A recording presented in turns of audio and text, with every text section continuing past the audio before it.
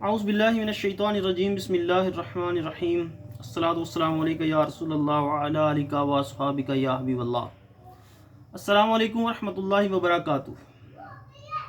नाज़रीन, corona virus इस वक्त पूरी दुनिया इस मूज़ी जर्म्स की वजह से परेशानी में मुब्तला है। मुसलमान हैं, चाहे हिंदू हैं, चाहे काफिर है, किसी किस्म का, किसी मज़हब का, किसी तबके का बंदा, हर तबके का बंदा इसमें मुब्तला है। सबसे पहले अल्लाह पाक से दुआ करते हैं कि अल्लाह पाक पूरी दुनिया को खुसूस नबी पाक सल्लल्लाहु तआला अलैहि वसल्लम का सदका सरकार की उम्मत को इस मूज़ी मर्ज़ से निजात अता फरमाए। कोरोना वायरस के हवाले से एक बात गर्दिश कर रही है कि कोरोना से डरना नहीं, कोरोना से लड़ना है। मेरे ख्याल में ऐसा कहना दुरुस्त नहीं है। उसकी वजह यह है कि कोरोना एक आफत है और ये एक कुदरती आफत है, और कुदरती आफत का मतलब होता है कि कुदरत, और कुदरत है अल्लाह ताला, और हम अल्लाह ताला से लड़ नहीं सकते। उससे सिर्फ इल्तिजा कर सकते हैं, इस्तिग़फ़ार कर सकते हैं, उससे अपने अमाल की माफ़ी मांग सकते हैं और उससे दुआ कर सकते हैं कि या अल्लाह पाक तू हमें इससे निजात अता फरमा। जो ज़ाहरी इंसानी अक्ल के लिहाज से जो अमाल करने ज़रूरी हैं, मसलन एहतियात करनी ज़रूरी है, वो तो चलें ठीक है, बहुत ज़रूरी है, लेकिन सबसे बढ़ के जो है ना, वो ज़रूरी है कि हम अपने जितने हमारे गलत अमाल हैं, जितनी रियाकारियाँ हैं, जितने दिखावे हैं, जितनी उसकी हम गुस्ताखियाँ करते हैं, उसकी नाफरमानियाँ करते हैं, सबसे पहले हमें उससे तौबा करनी होगी, उन अमाल से।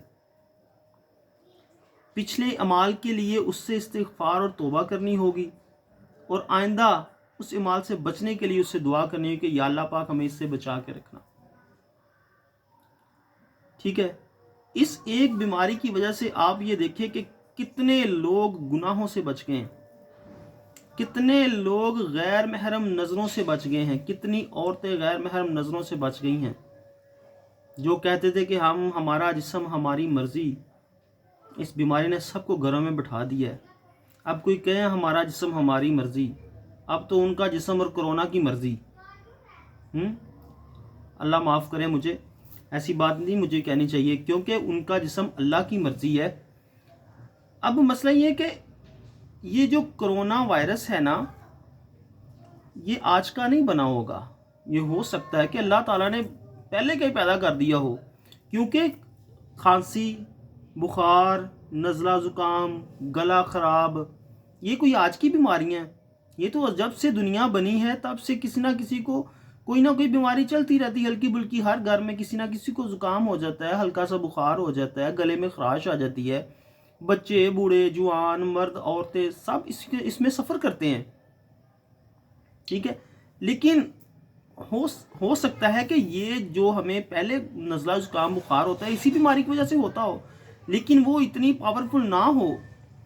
ठीक है, जरासीम यही हो सकता है। लेकिन अब जब के दुनिया ने अपने आप को कहा कि नहीं जी, हम सुपर पावर हैं, हम पावरफुल हैं, हमारे पास बड़ी टेक्नोलॉजी है, हमारे पास बड़े आलात हैं, हमारे पास बड़े ज़राया हैं, हम ये कर देंगे, हम वो कर देंगे, तो अल्लाह पाक ने हो सकता है इसी जर्म्स को थोड़ा सा पावरफुल किया हो, तो दुनिया घुटने टेकने पे मजबूर हो गई है।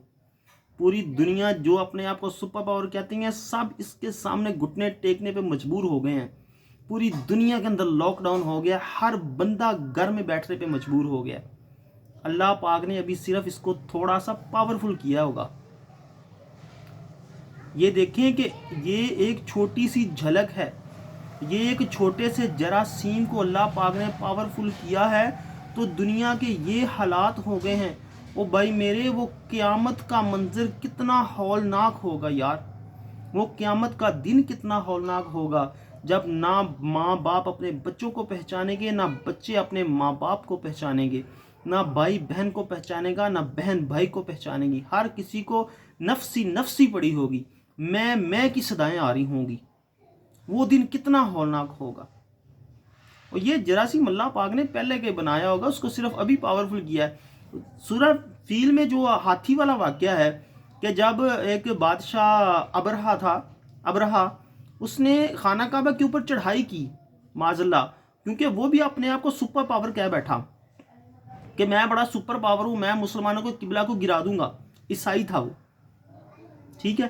تو ابرہا ایک ہاتھیوں کا لشکر لے کے آیا، بڑے بڑے جانور ہاتھی کو لشکر لے کے آیا، خانہ کعبہ کے اوپر چڑھائی کی تو اس کے ساتھ اللہ پاک نے کیا کیا تھا؟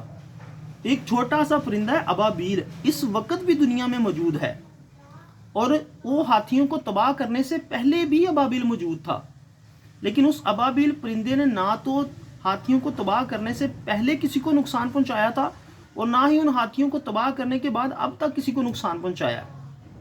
کیوں؟ کیونکہ اس کو اللہ کی طرف سے حکم نہیں ہوا ابھی تک۔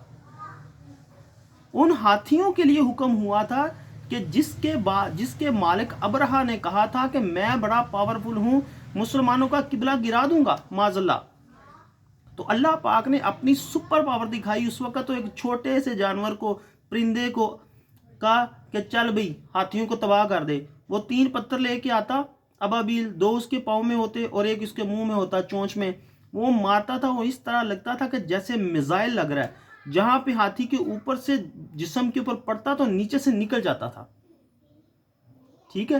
تو بھائی یہ کرونا بھی کوئی پہلے کا ہی بنا ہوگا، ہو سکتا ہے نزلہ زکام کھانسی اسی وجہ سے پہلے ہوتے ہوں، لیکن اب دنیا کا ظلم دیکھ کے اللہ پاک نے اس کو تھوڑا سا پاورفل کیا تو ساری دنیا نے گھٹنے ٹیک دیے ہیں۔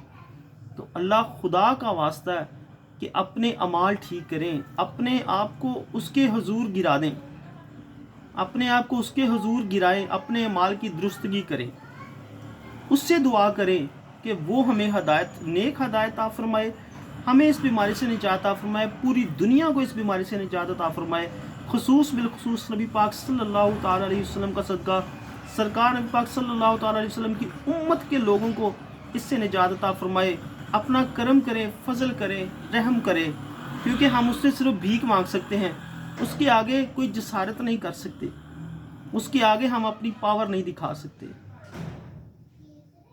اپنے آپ کو ایسا کر لیں کہ وہ کہے کہ کون کھڑا دربار تے آ گئے۔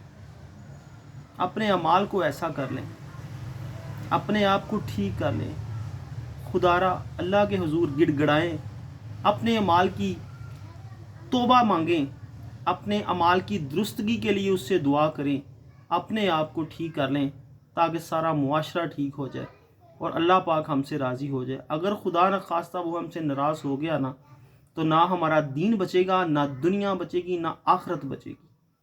اللہ پاک نبی پاک صلی اللہ تعالیٰ علیہ وسلم کا صدقہ ہمیں نیک ہدایت عطا فرمائے، اور ہمارے اعمال کی وجہ سے اگر یہ ہمارے اوپر عذاب مسلط ہوا تو ہمیں ہمارے اعمال درست کرنے کی توفیق عطا فرمائے اور ہمیں اس بیماری سے نجات عطا فرمائے۔ کاش کہ کسی کے دل میں اتر جائے میری بات۔ وما علینا الا البلاغ۔